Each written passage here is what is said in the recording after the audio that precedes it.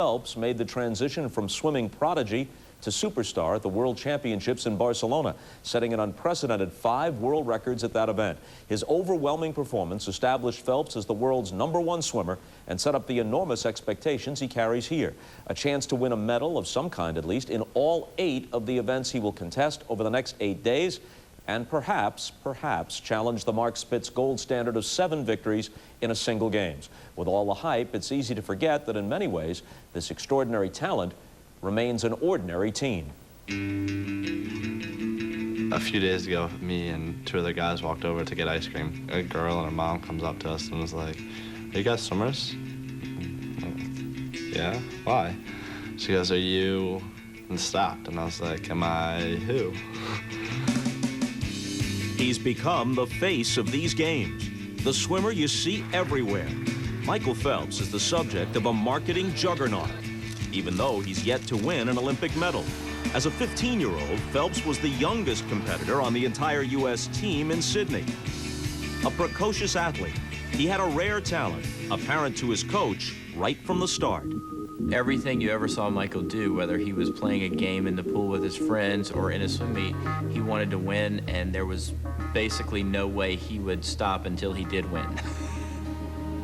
Bob came here in '96 and just talked to us about Michael's talent. And he started projecting to 2000, 04, 08, 2012.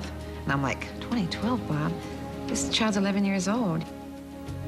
Got 10 back, 10 apart. He sort of took me aside and said, "You have a talent, you can go far with the sport."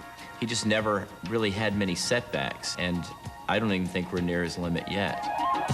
Despite his newfound fame and the 7-figure income that sponsors will pay him annually for the next 5 years, Phelps appears to have a lot of the boy next door still in him. He's 19, just a year out of high school, and still living at home with his mom. I have a deal with my mom for every world record I break, I get to buy something. He said, "I want a Cadillac." I said, "You're not gonna buy a Cadillac? You're 16 years old." When you see all the rappers with their tricked out Escalades, I was like, I want one of those. It took a lot of talking to get it, but finally I got it. He likes that car with those rims that go spinning around and people looking at him. I think he's a very typical teenager. He's very fun-loving. I enjoy hanging out with my friends, playing video games, watching TV.